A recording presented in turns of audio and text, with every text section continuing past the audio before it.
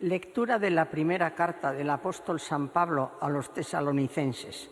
Hermanos, no queremos que ignoréis la suerte de los difuntos, para que no os aflijáis como los que no tienen esperanza. Pues si creemos que Jesús murió y resucitó, de igual modo Dios llevará con él por medio de Jesús a los que han muerto. Esto es lo que os decimos apoyados en la palabra del Señor. Nosotros, los que quedamos hasta la venida del Señor, no precederemos a los que hayan muerto, pues el mismo Señor, a la voz del arcángel y al son de la trompeta divina, descenderá del cielo, y los muertos en Cristo resucitarán en primer lugar.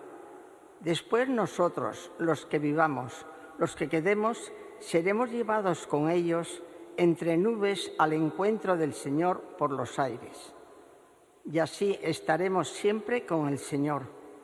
Consolaos, pues, mutuamente con estas palabras. Palabra de Dios. Te alabamos, Señor.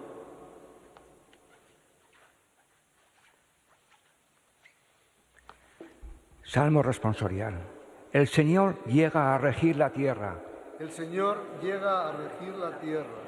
Cantad al Señor un cántico nuevo. Cantad al Señor toda la tierra. Cantad a los pueblos su gloria, sus maravillas a todas las naciones. El Señor llega a regir la tierra. Porque es grande el Señor y muy digno de alabanza, más temible que todos los dioses, pues los dioses de los gentiles no son nada, mientras que el Señor ha hecho el cielo. El Señor llega a regir la tierra. Alégrese el cielo, goce la tierra, retumbe el mar y cuanto lo llena. Vitoreen los campos y cuanto hay en ellos, aclamen los árboles del bosque. El Señor llega a regir la tierra. Delante del Señor que ya llega a regir la tierra. Regirá el orbe con justicia y los pueblos con fidelidad. El Señor llega a regir la tierra. Aleluya.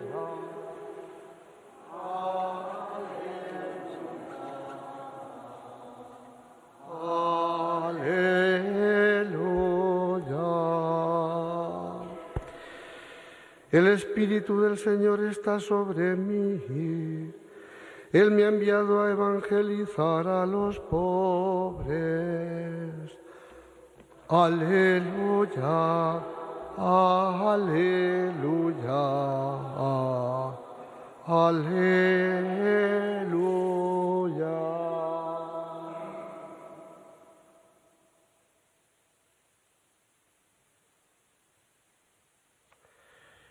El Señor esté con vosotros.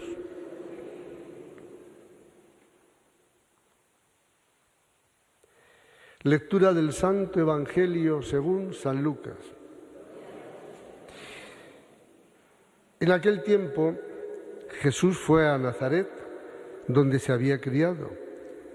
Entró en la sinagoga, como era su costumbre los sábados, y se puso en pie para hacer la lectura.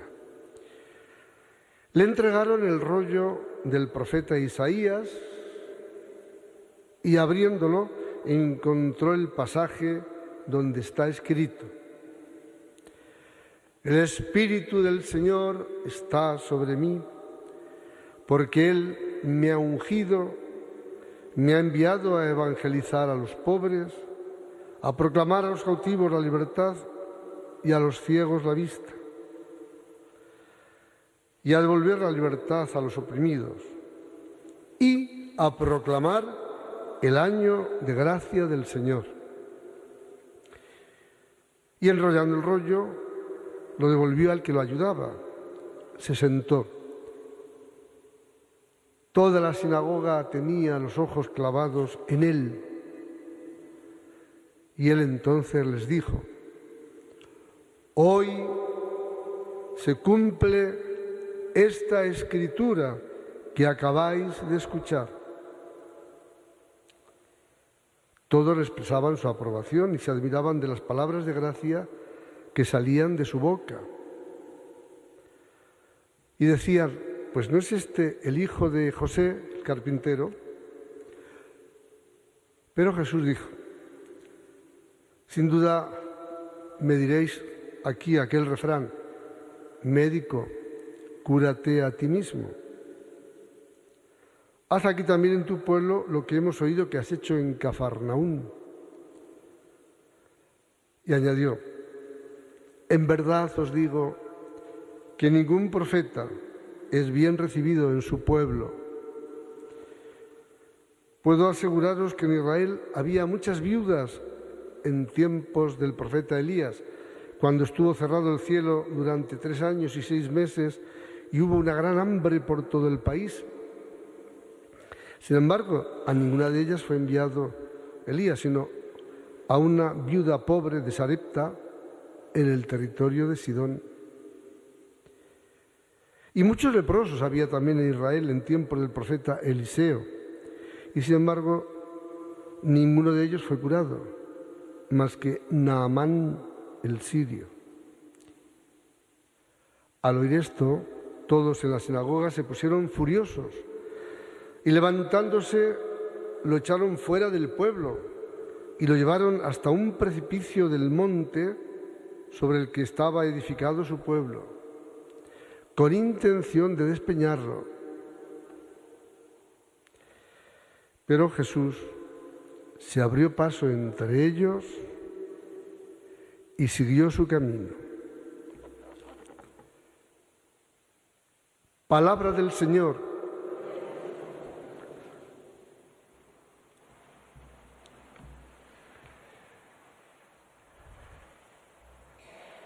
En aquel tiempo, siempre la forma litúrgica de comenzar la proclamación del Evangelio se utiliza esto. En aquel tiempo, antes de la Reforma, recordáis, ¿no? Los que ya tenemos algún otoño que otro, pues era aquel famoso in illo tempore. ¿Y qué pasa cuando uno oye casi sin querer en aquel tiempo? Pues consciente o inconscientemente uno piensa, bueno, ya está, esto son cosas del pasado, son historias, o peor todavía, historietas, porque vete tú a saber, pues son como fábulas, entretenimientos, y a lo mejor también incluso hasta sin querer, como estamos pues tan imbuidos de tantas cosas y tantas ocupaciones y preocupaciones, pues puede que hasta se nos vaya la mente a otros devaneos, y total que la palabra proclamada pase desapercibida. También cuenta que a veces es costosa, sobre todo el Antiguo Testamento, pues es verdad, está escrito en una mentalidad concreta hace ya muchos siglos, etc. Entonces, bueno, todo eso es un cúmulo de circunstancias para que, pues probablemente, repito, sin querer o sin queriendo, siempre la palabra de Dios pues sea, permitidme la expresión, la parienta pobre de la celebración de la misa, de la Eucaristía. Bueno, además también todavía sigue pesando en nosotros, repito, los que ya tenemos algún otoño que otro, pues que también antes se decía que con llegar al ofertorio la misa era válida, porque claro, por la primera parte, bueno, pues era como un añadido. Luego ya el Concilio Vaticano II dejó muy claro que la Eucaristía es un todo, Misa entera, ¿no? ¿Recordáis? Misa entera. Y por consiguiente, quiere decir que desde el momento mismo que el sacerdote sale, desde el momento mismo, porque el sacerdote es Jesucristo, por eso nos ponemos en pie y la recibimos, es Jesucristo, y por eso salimos revestidos para ocultarnos y recibimos a Jesucristo que viene a presidirnos y nos saluda, como saludó a sus discípulos cada vez que se aparecía delante de ellos allá en el cenáculo de Jerusalén. Por eso el sacerdote, en nombre de Jesucristo, el Señor, que es el que nos reúne y nos convoca, nos saluda. Por eso qué feo, ¿no? Llegar tarde, porque es hacerle un feo al que nos invita, a este gran Señor que nos invita a su mesa. Y bueno, y luego pasamos a la palabra, a la proclamación.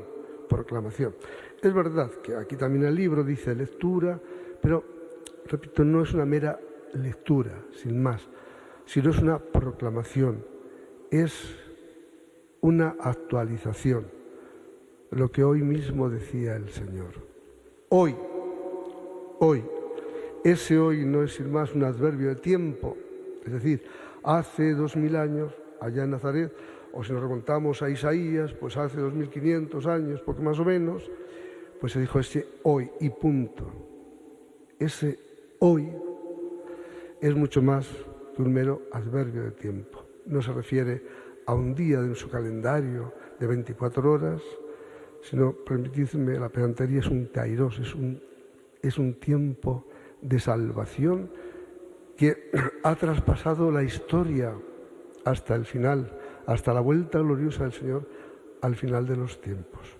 Y por eso ese hoy es hoy. Es decir, hoy, el Señor nos ha dicho esto, a nosotros. Hoy, igual que sus paisanos de Nazaret, que se quedaron al principio desconcertados, entusiasmados, pero luego lo rechazaron y quisieron precipitarle por el barranco del pueblo. Bueno, pues también nosotros hoy. Y entonces es importante que hoy nosotros, al escuchar no un relato del pasado, no un relato histórico de hace ya, sino el mismo Señor, pues hoy, ¿por qué no hacer un momento de silencio y de reflexión y decir, ¿y qué me dice a mí esto? Hoy el Señor, el mismísimo Señor, ha dicho esto. El Espíritu del Señor está sobre mí y me ha ungido para evangelizar a los pobres, proclamar a los cautivos la libertad, a los ciegos la vista, la libertad a los oprimidos y proclamar un año de gracia. Y eso, hoy, en nuestra vida, en nuestro mundo, en nuestra sociedad, en nuestra iglesia, ¿cómo lo entendemos? Pues hombre, primero, el Señor está con nosotros. ¿Recordáis? Estaré con vosotros todos los días, hasta el fin del mundo. Y, como he dicho al principio, ese Señor es el que nos congrega cada día, es Él. Y es Él el que nos habla al corazón. Y segundo, nos habla para recordarnos. Es verdad que Él es el gran ungido por la fuerza del Espíritu Santo. Y por eso actuó siempre y pasó por el mundo haciendo el bien y curando a los oprimidos por el mal, como dirá luego en los Hechos de los Apóstoles. Pero no nos olvidemos que también a nosotros nos ha hecho partícipes de esa unción con el bautismo, con esa unción del Espíritu, desde el día de nuestro bautismo, desde el día de nuestro bautismo, junto con el agua que fue derramado sobre nuestras cabezas, junto con el agua también fue derramado el Espíritu Santo. Recordemos esa expresión tan bella que lo dice San Pablo, el Espíritu del Señor ha sido derramado en nuestros corazones. Por consiguiente, nosotros, por eso somos cristianos, es decir, Cristos, es decir, ungidos por la fuerza del Espíritu. Y por eso también nuestra misión es la misma que el gran ungido, Jesucristo el Señor, anunciar el Evangelio a los pobres. Y entendiendo la palabra pobre en sentido más amplísimo, no solo en sentido material. A veces este texto, pues eso, se ha ideologizado mucho y bueno, pues ha servido pues para justificar cosas y para convertir a veces a la Iglesia en una especie de una ONG, que bueno, no está mal, que lucha contra las injusticias, sus abusos, que está bien, pero hay que entenderlo en el sentido más amplio del término pobreza.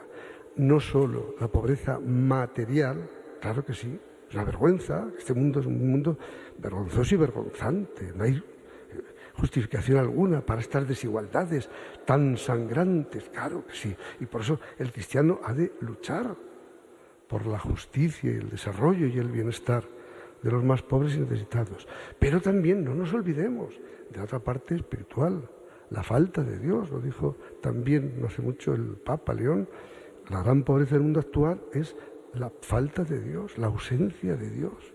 Sin Dios ya me contaréis. Entonces convertimos esto, pues nada, este mundo en un accidente histórico. Pues esto ha surgido porque sí, no sabemos por qué, y nosotros igual, y hasta que esto explote, no sé cuándo, y ya está, fuera, y desaparecemos todos. No, decía hoy el apóstol, no queremos que ignoréis. Nos habla de la escatología, del más allá, de la vida eterna. y nos recuerda eso, nuestra parte espiritual, la parte trascendente del ser humano, que la vamos perdiendo pues, a marchas forzadas. Y por consiguiente la pobreza, repito, no solo la material, sino la espiritual. Y nosotros estamos para luchar contra la pobreza material, consiguiendo un mundo justo, y también contra el mal en todas sus formas y maneras, y liberar no solo a los cautivos y a los prisioneros, sobre todo si son por causas injustas, sino también para liberarnos del mal, del espíritu del mal, que nos enfrenta y que nos divide y que nos convierte en enemigos. Bueno, ahora utilizamos una fórmula así eufemística, y vivimos un mundo polarizado. Y parece que polarizado. ¿Y qué queremos decir? Un mundo polarizado.